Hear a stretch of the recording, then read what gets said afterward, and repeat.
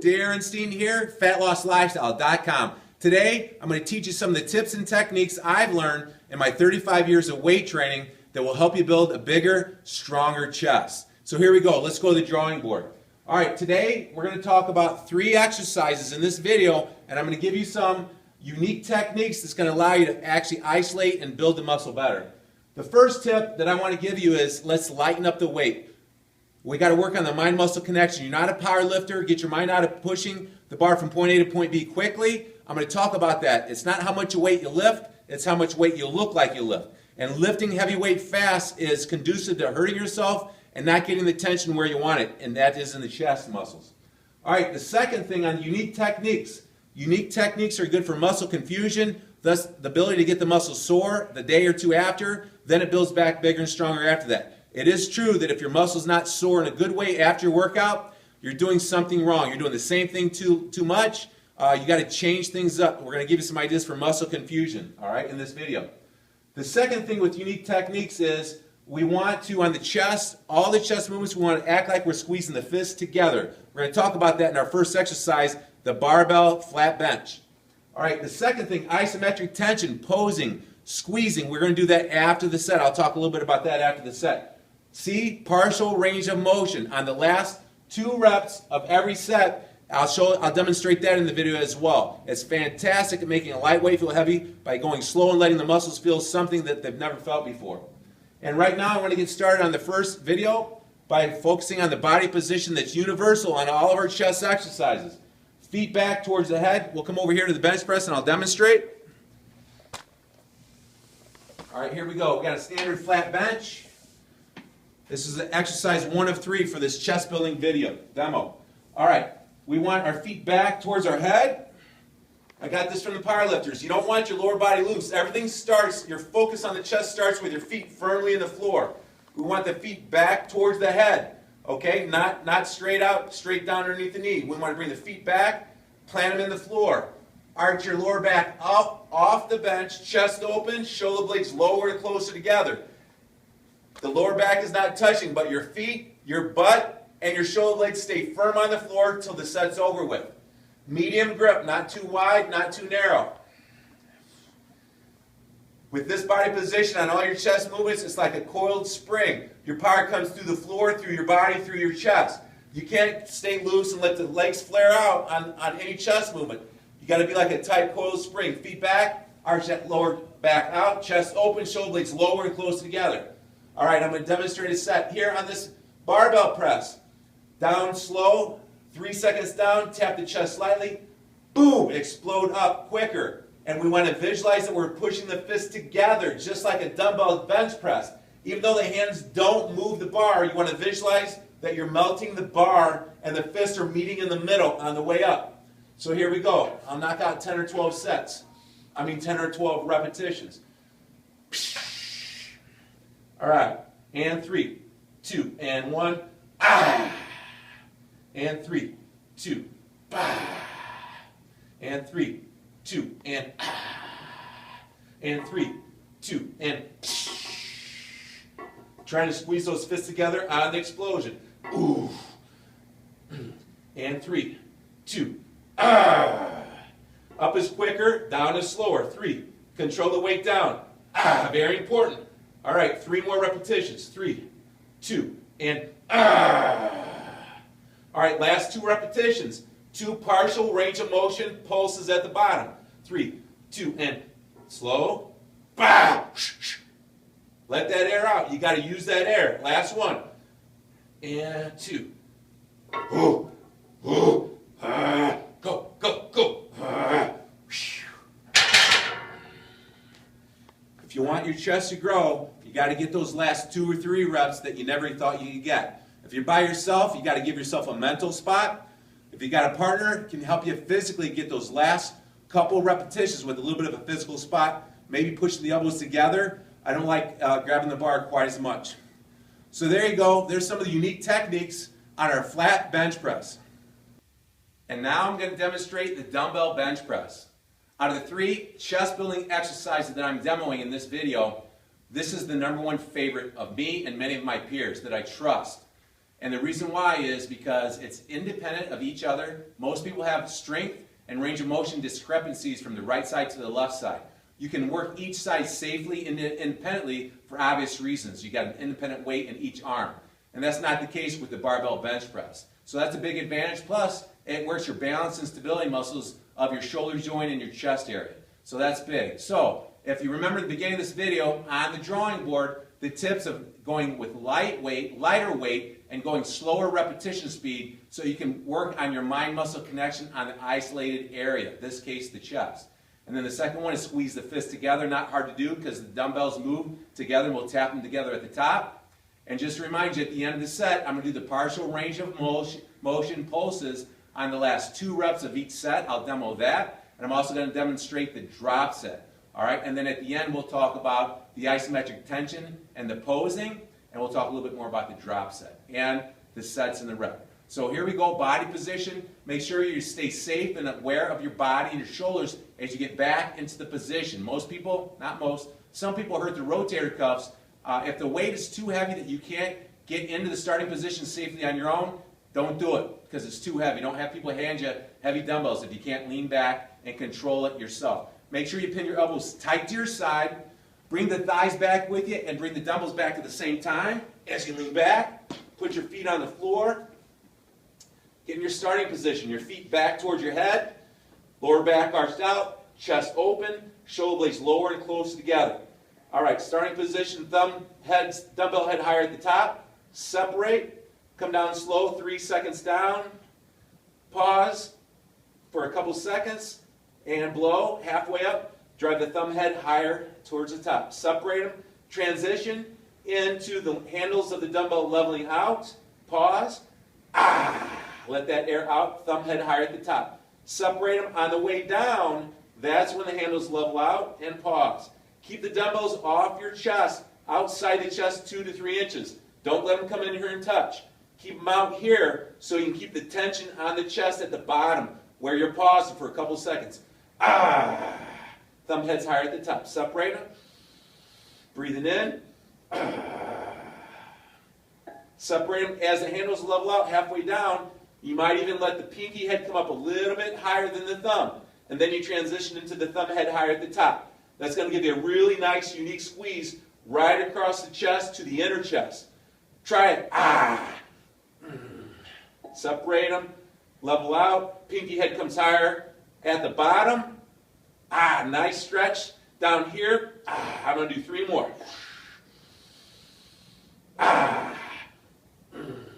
Separate them.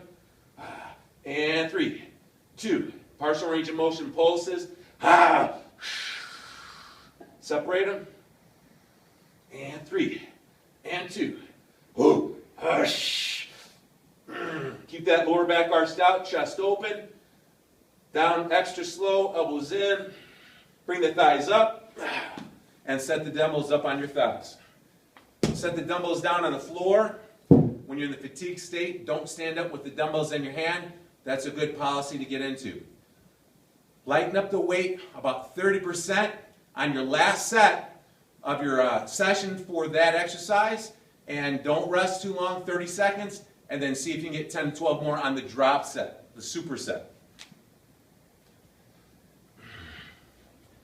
On the drop set or superset, it's just a little bit more of a piston-like movement where you're focusing a little bit quicker, maybe 2 seconds down, 2 seconds up, focusing a little bit less on the mind-muscle connection and the squeeze.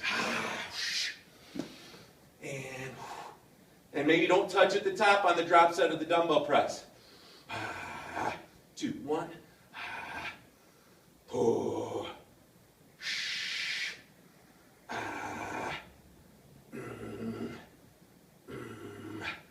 Ooh. Ooh. 3 more. Partial range of motion. Pulses at the bottom. 3, 2, 1. Ooh.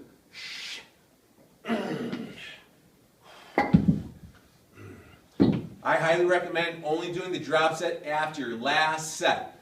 3 sets of working weight, failing in the 12, then the 10 on the second set, and then the 8 rep range on the third set. that's a really good place to start with this program. All right, the last thing I want to talk about is the benefits of isometric tension, posing or squeezing the body part that you just worked. Competitive bodybuilders know that when they compete on stage, they pose a lot more than they ever practice for that competition. And what we find is we're very, very sore the next day in a very unique way. So, I want you to get the benefit of getting those muscles sore in a unique way, causing muscle confusion, but it also helps you start to link up your mind-muscle connection so you can actually feel and work those muscle fibers better in the future because of that stronger mind-muscle connection. So here's just a couple ways, if you've never posed before, that you can pull it off. Basically stand tall. After the set, smush your hands together, bring them out front. Act like you're trying to smush a silver dollar flat for about 3 seconds, and 3, and 2, and 1. Squeeze the chest muscles really tight as you just smush the hands flat. The posing will go a little bit better if you're looking in a mirror and you can actually see the fibers and the striations. Hands on hips, most muscular, gets a little bit more of the shoulders into it, but also works the chest.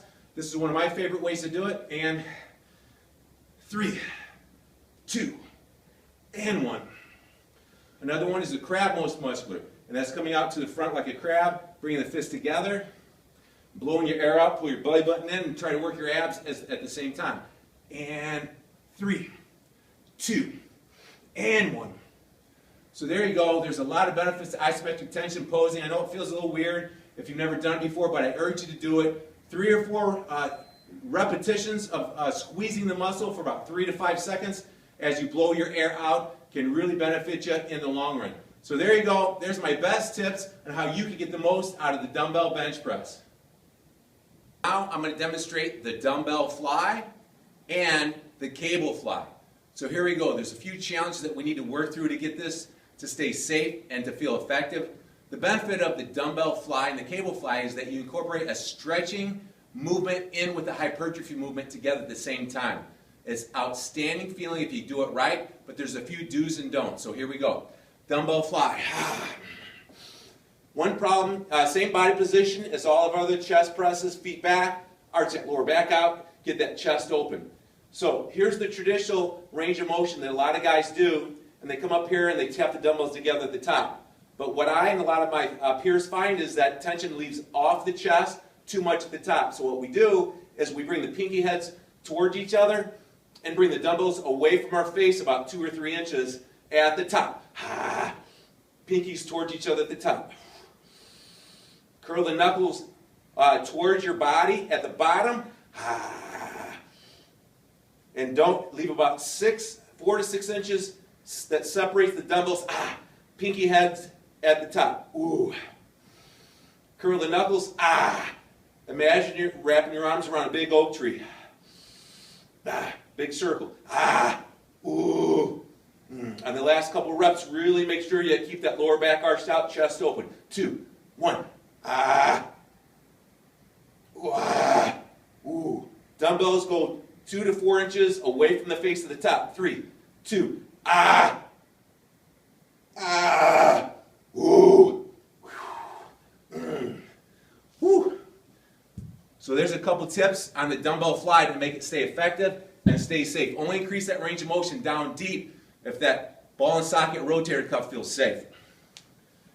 Okay, now if you got a cable machine, you can do the 3 different angles on the cable machine. One key is make sure that you're out in front of the cable machine at least a foot and the cables are behind you. If you want to work the midline of the chest and you have adjustable cables, put them at 9 and 3 o'clock. Step out a foot in front, torso out, chest open, and come right to 12 o'clock, right in front of your nipples. That's going to work the midline of the chest. To work the lower chest, adjust the cables so they come down here at 7 and 5 o'clock down here.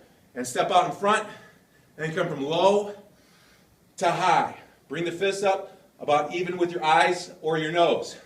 Low, sternum out, chest open. Bah!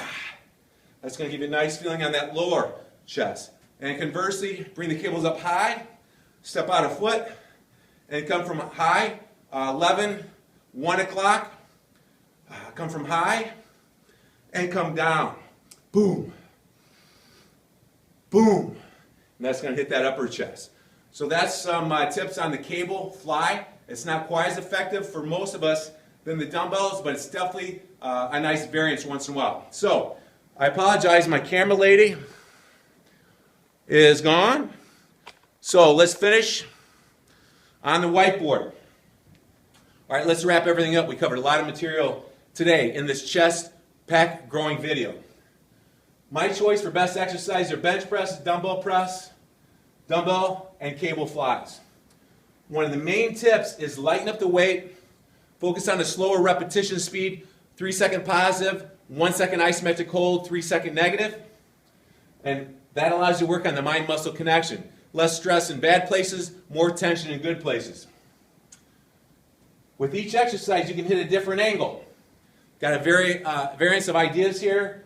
Sometimes I keep the flat all on one exercise. Or you can vary all 3 angles up on each exercise. It's up to you. But I would recommend that you stick with one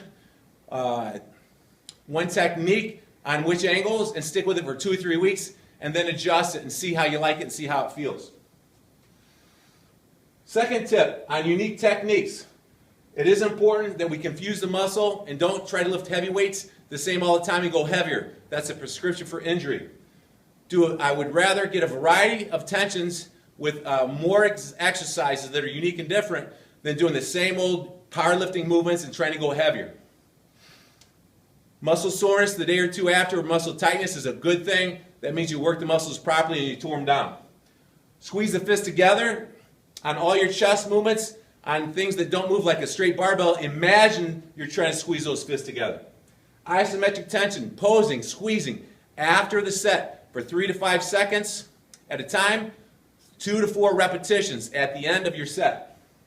Partial range of motion pulses, nice, very slow pulses at the bottom range of motion. Third range of motion, it's very unique, it's very tough. I highly suggest you try it on all your movements. Body position, that's where we should have started. Feet firm on the floor, pull them back, arch that lower back out, your feet, your buns, and your shoulder blades flat on the bench and the floor. It's like a tight coiled spring. You generate tension and energy through your chest, but it starts in the floor with a firm base. Reps and sets. There's a variance of reps and schemes out there in sets. You can do a lot of things and you can get really confused. But like I said earlier, I highly suggest that you have one mindset, you stick with it, and you see how it works. My base that I always stick to that works the best for me and my clients is after a warm-up, 3 sets to complete failure, getting those last 3 reps you never thought you could get. After a warm-up set, 3 working sets. Try to get to failure in the 12 rep range on the first set, a little bit more weight when you come back around after you do some stretching and posing. 10 reps and then 8 reps, each set incrementally going up the smallest increment in weight possible, and get those last 3 reps you never thought you can get. After your very last set, I highly suggest a drop set. Drop about 30% of your weight off of whatever you're using, and then rep it out with the quicker rep speed. Pumps blood in there. It's a great feeling. It works wonderfully. So there you go. Those are my best tips and techniques on how to make your chest grow, how to make your pecs as big as possible. You have the power to change.